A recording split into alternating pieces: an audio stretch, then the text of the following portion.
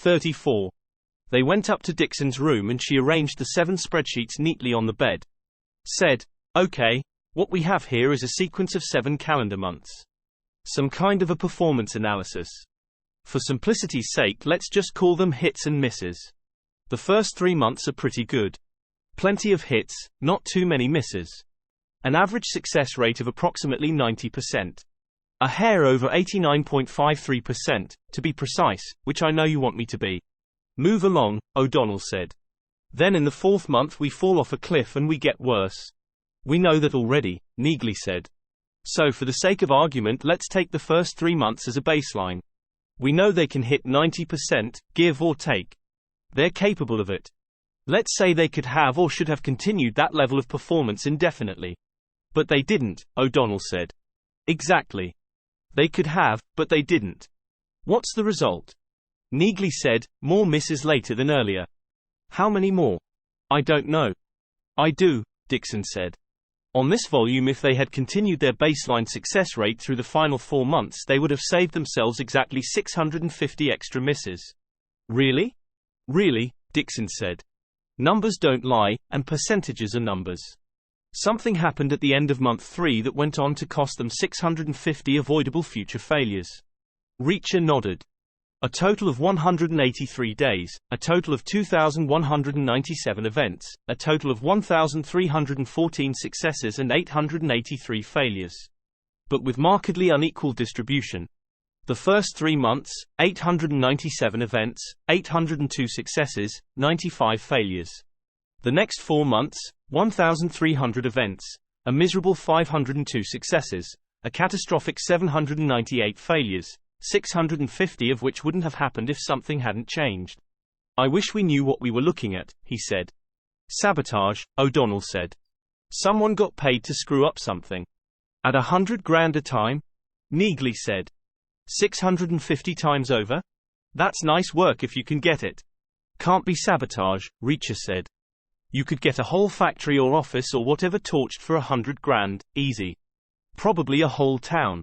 You wouldn't have to pay per occasion. So what is it?" "I don't know. But it ties in," Dixon said. "Doesn't it?" There was a definite mathematical relationship between what Franz knew and what Sanchez knew. A minute later, Reacher stepped to Dixon's window and looked out at the view. Asked, "Would it be fair to assume that Orozco knew whatever Sanchez knew?" "Totally," O'Donnell said. "And vice versa, certainly. They were friends. They worked together. They must have talked all the time. So all we're missing is what Swan knew. We've got fragments from the other 3. Nothing from him. His house was clean. Nothing there. So it's at his office. He didn't have an office. He was canned. But only very recently. So his office is just sitting there empty. They're shedding staff, not hiring. So there's no pressure on space. His office is mothballed. With his computer still right there on his desk. And maybe there are notes in the desk drawers, stuff like that." Neagley said, "You want to go see the Dragon Lady again?" "I think we have to. We should call before we drive all the way out there. Better if we just show up." "I'd like to see where Swan worked," O'Donnell said. "Me too," Dixon said. Dixon drove. Her rental, her responsibility. She headed east on Sunset, hunting the 101. Neagley told her what she was going to have to do after that. A complex route. Slow traffic. But the ride through Hollywood itself was picturesque. Dixon seemed to enjoy it. She liked L.A. The man in the dark blue suit in the dark blue Chrysler tailed them all the way. Outside the KTLA studios, just before the freeway, he dialed his phone. Told his boss, they're heading east. All 4 of them together in the car. His boss said, "I'm still in Colorado. Watch them for me, okay?" 35. Dixon turned in through New Age's open gate and parked in the same visitor slot Neagley had used, head-on against the shiny corporate cube. The lot was still half empty. The specimen trees were motionless in the heavy air. The same receptionist was on duty. Same polo shirt, same slow response. She heard the doors open but didn't look up until Reacher put his hand on the counter. "Help you?" she said. "We need to see Ms. Berenson again," Reacher said. "The human resources person." "I'll see if she's available," the receptionist said. "Please take a seat." O'Donnell and Neagley sat down, but Reacher and Dixon stayed on their feet. Dixon was too restless to spend more of the day in a chair. Reacher stood because if he sat next to Neagley he would crowd her, and if he sat somewhere else she would wonder why. They waited the same 4 minutes before they heard the click of Berenson's heels on the slate. She came out of the corridor and around the corner and didn't hesitate. Just gave the receptionist a nod of thanks and passed her by and headed on out. She gave up 2 types of smiles, one kind to Reacher and Neagley because she had met them before, and another kind to O'Donnell and Dixon because she hadn't. She shook hands all around. Same scars under the makeup, same icy breath. She opened the aluminum door and stood still until everyone had filed past her into the conference room.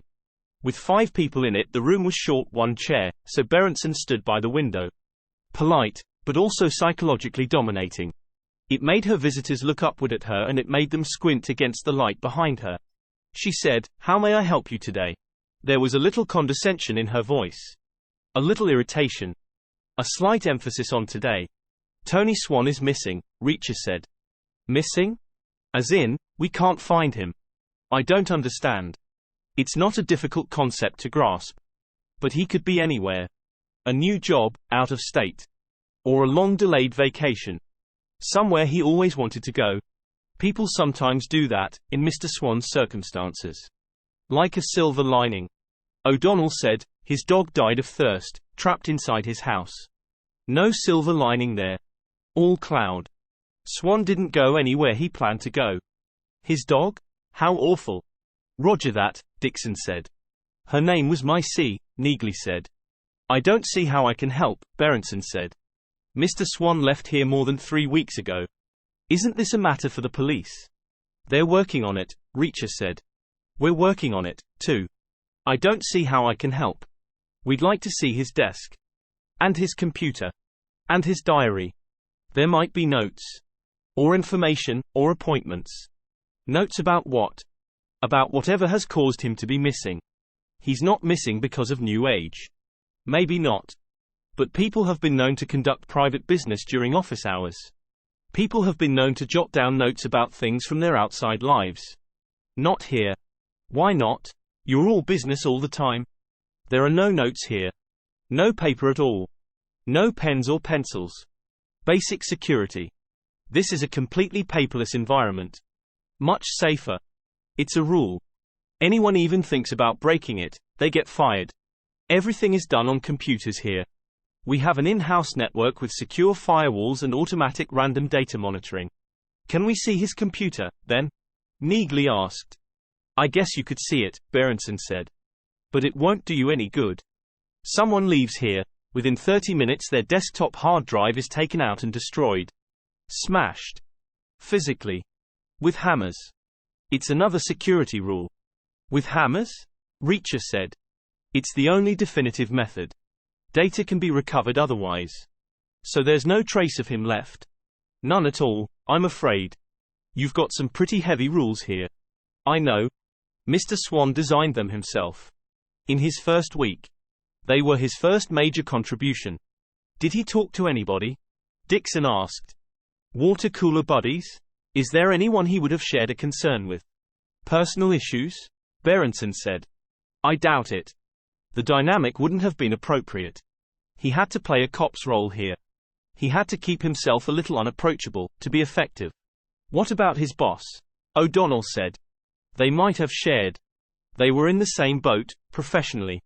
"I'll certainly ask him," Berenson said. "What's his name?" "I can't tell you that." "You're very discreet." Mr. Swan insisted on it. "Can we meet with the guy?" "He's out of town right now." "So who's minding the store?" "Mr. Swan is, in a way. His procedures are all still in place." "Did he talk to you?" "About personal things?" "No, he really didn't." "Was he upset or worried the week he left?" "Not that I saw." "Was he making a lot of phone calls?" "I'm sure he was. We all do." "What do you think might have happened to him?" "Me?" Berenson said. "I really have no idea. I walked him to his car, and I said when things pick up again I'll be on the phone begging him to come back, and he said he'd look forward to my call. That was the last I saw of him." They got back in Dixon's car and reversed away from the mirror glass. Reacher watched the Ford's reflection get smaller and smaller. Neagley said, wasted trip. I told you we should have called. Dixon said, I wanted to see where he worked. O'Donnell said, worked is the wrong word. They were using him there, that's all. They picked his brains for a year and then kicked him out. They were buying his ideas, not giving him a job. Sure looks that way, Neagley said. They're not making anything there. It's an unsecured building. Obviously. They must have a third place somewhere. A remote plant for manufacturing. So why didn't UPS get that address, too? Maybe it's secret. Maybe they don't get mail there. I'd like to know what they make. Why? Dixon asked. Just curious. The more we know, the luckier we get. Reacher said, so go ahead and find out. I don't know anyone to ask. I do, Neagley said. I know a guy in Pentagon procurement. Reacher said, call him. In his room in his Denver hotel, the dark-haired 40-year-old calling himself Alan Mason was concluding his meeting. His guest had shown up exactly on time and had been accompanied by a single bodyguard. Mason had taken both of those facts as positive signs.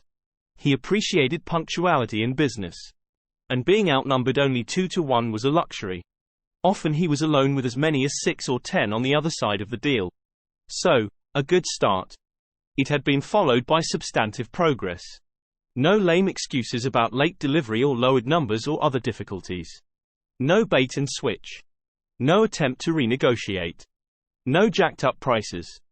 Just the sale as previously discussed, 650 units at $100,000 each. Mason had opened his suitcase and his client had started the long process of totaling the consideration inside. The Swiss bank balances and the bearer bonds were uncontroversial. They had reliable face values. The diamonds were more subjective. Carat weight was a given, of course, but much depended on cut and clarity.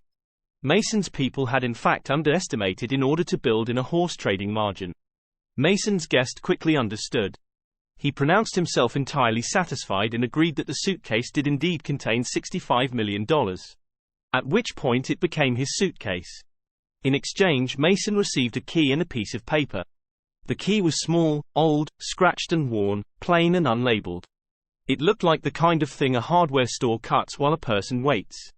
Mason was told it was the key to a padlock currently securing a shipping container waiting at the Los Angeles docks.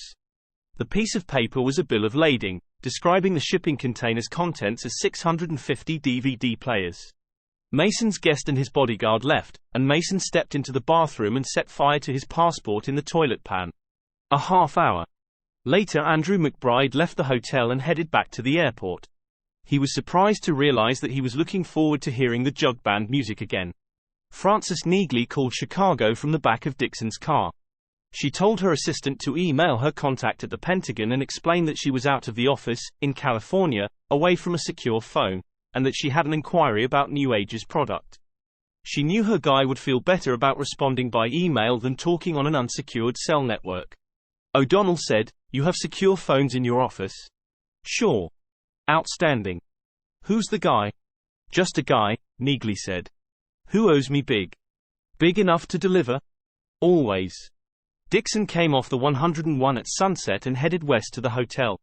The traffic was slow. Less than 3 miles, but a jogger could have covered them faster. When they eventually arrived, they found a Crown Vic waiting out front. An unmarked cop car. Not Thomas Brandt's. This one was newer and intact and a different color. It was Curtis Morney's car. He climbed out as soon as Dixon got parked. He walked over, short, solid, worn, tired. He stopped directly in front of Reacher and paused a beat. Then he asked, "Did one of your friends have a tattoo on his back?" A gentle tone of voice. Quiet. Sympathetic. Reacher said, "Ah, Christ.